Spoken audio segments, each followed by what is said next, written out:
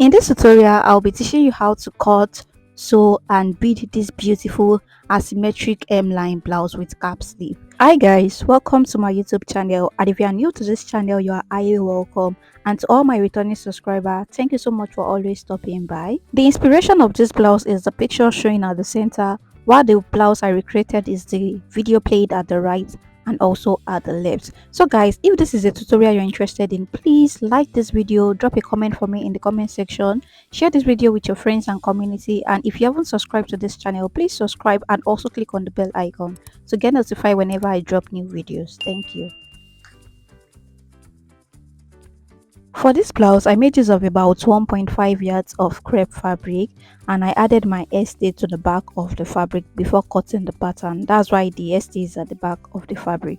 You will need your lining, you will need your laminated foam or wadding to pad the breast area, you will need your zipper, your elastic and also your beads. So guys, let's start with the pattern drafting of this blouse. So this is the pattern drafting of the front bodice. So this pattern paper is on fold, and this is on fold because of the M line. You know, the M line is asymmetric, so we have to fold our pattern paper into two. So let me just go ahead and label everything I have here.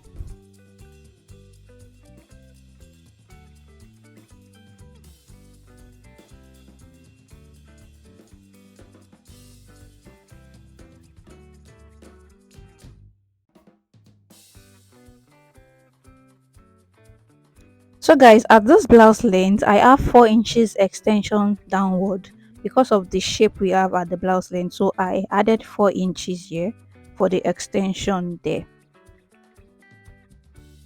So the next thing we'll go ahead and measure now is my bust span, which is my nipple to nipple measurement divided by 2. So we start with this measurement from the bust area down to the end of the blouse length.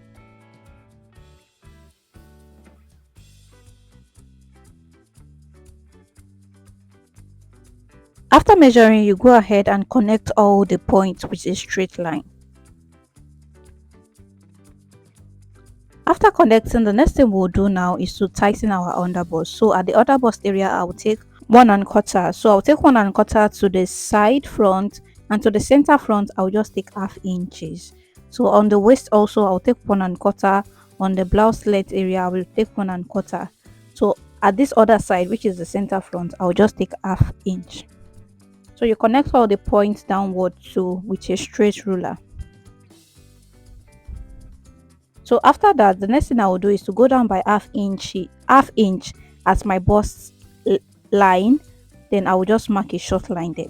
So I'll connect the under bust now to that point.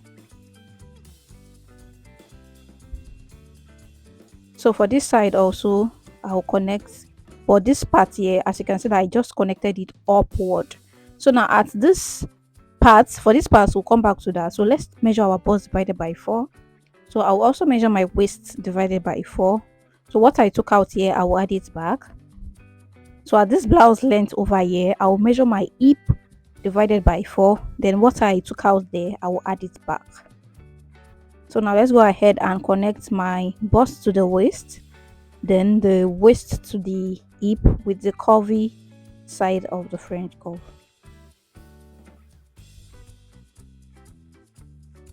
So this is what we have right now. So what I want to do is to go upward at this blouse length area. So I'll go upward by 1.5 inches. So and I'll just reshape up to this point. See where the line is stopping. So at this side front alone, just reshape to that point there.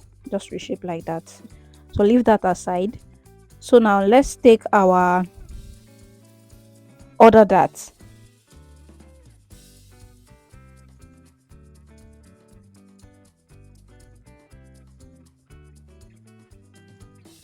So now it's time to measure my chest line. So whatever your chest line is, just measure it. So for me, my chest line is 6 inches, but I'm marking 5½.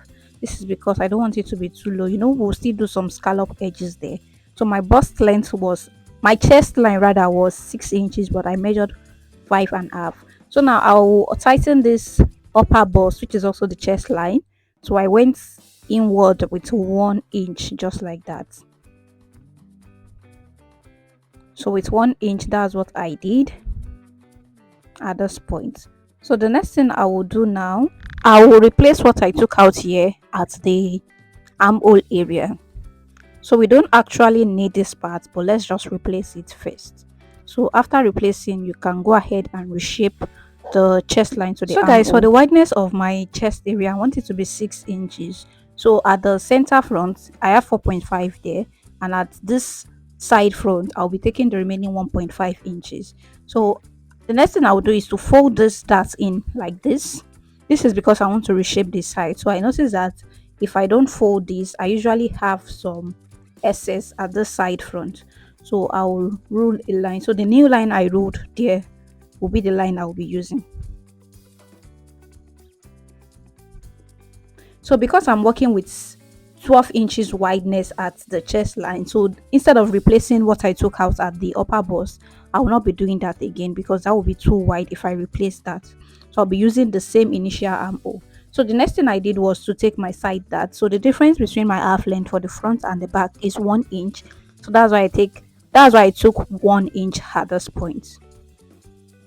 So the next thing we want to do is to do the scallop edges. So what I did was to measure. So guys, I went down by 1 inch here to draw the scallop edges. I went down by 1 inch, then I'm drawing the scallop edge. So just watch what I'm doing.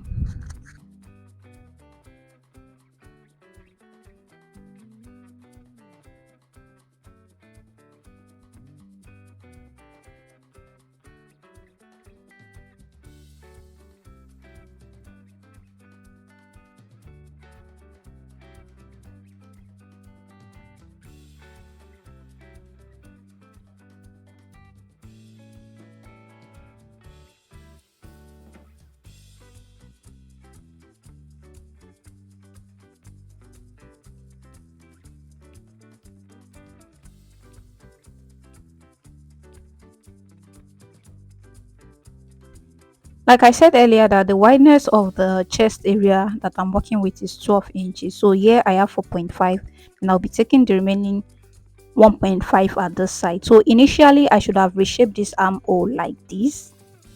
So something like this, just keep watching.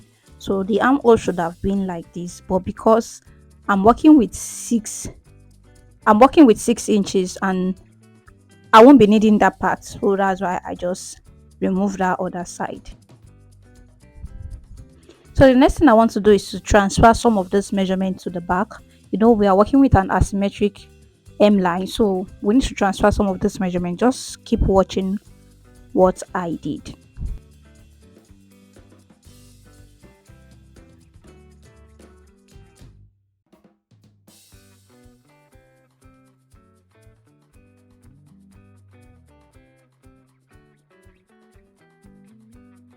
So after transferring the part I really want, the next thing I will do now is to cut. But watch the way I'm cutting. I'm not cutting away all this extra measurement that I have at the lower part. That extension, I'm not cutting it away.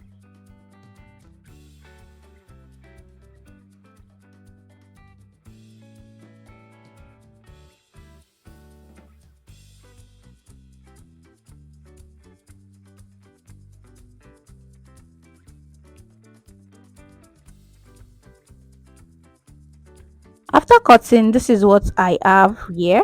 So I've went ahead to arrange the blouse. I've went ahead to arrange it. As you can see what we have here, I already transferred this blouse length also at this side. I've transferred it to this other side. So the next thing I'll do now is to shape this. So now placing my French curve on it like this, I won't be using this curvy side. I don't want to use this curvy side because it won't give that pointed effect that I really want. So I'll be using the straight part. So I will change it to the straight part very soon, but initially this was what I used, but it was not giving that pointed effect, so I changed it. Just keep watching and follow what I'm doing.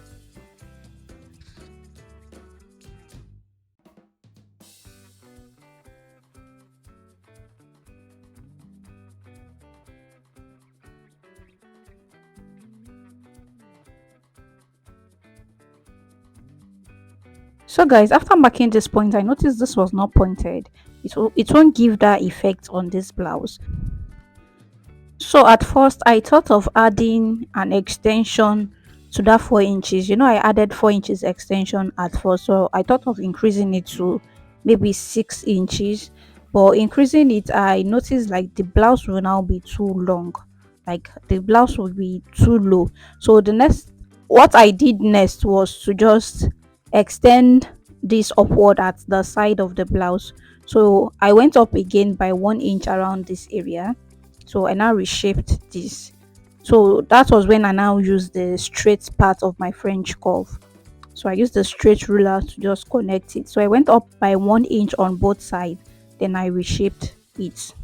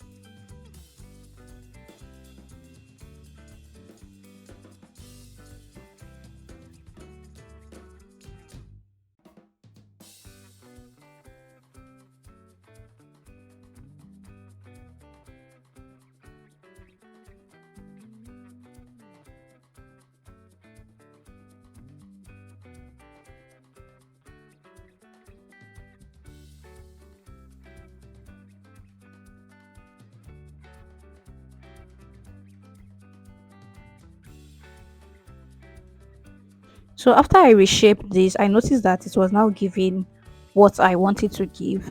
So the next thing to do now is to cut the pattern.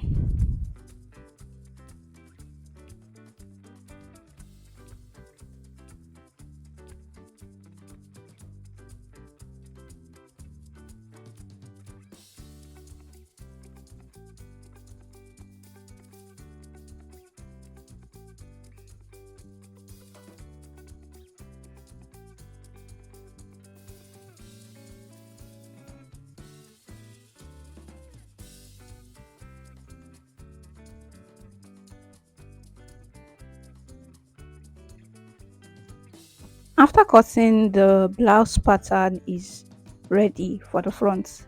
Is ready. So now we can now proceed to cut the back pattern.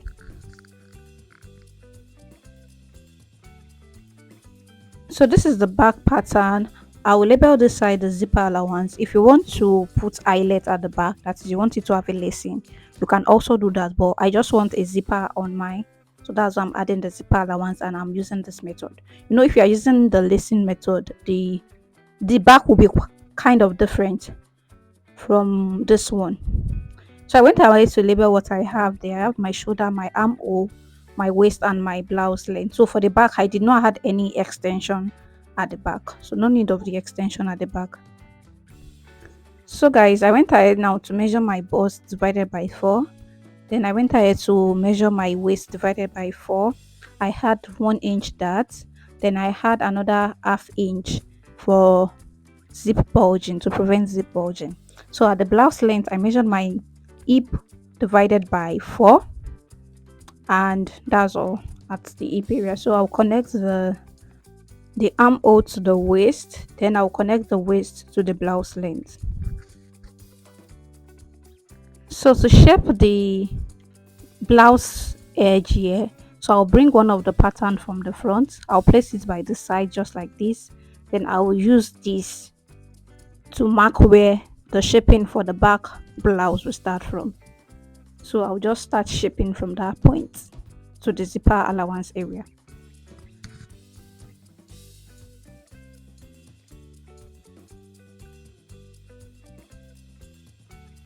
To prevent zip bulging now, I will take away the darts I need to take out at this point.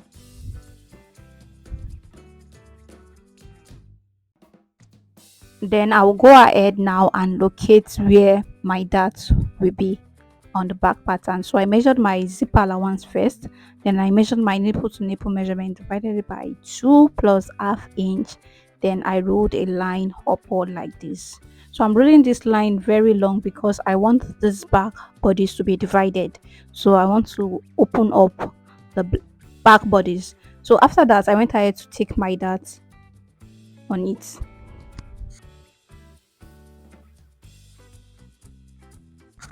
For the back of the blouse, because I did not see the back view of this blouse, so this is what I'll be using. So what I did was to measure 6.5 inches. I measured 6 at first, but I increased it to 6.5 inches. Then I'll be rolling in line here. So I'll roll a line here. So the next thing I will do is to measure the wideness of the back. So I'll be using 5 inches for the wideness of the back. The back must not be as wide as the front. So I measured 5 inches there. Then because I'll be fixing the sleeve with about 1.5 inches, like the sleeve I'll be fixing will be 1.5 inches. Then I will shape the armhole just like this. So the next thing I will do now is to go ahead and cut this pattern.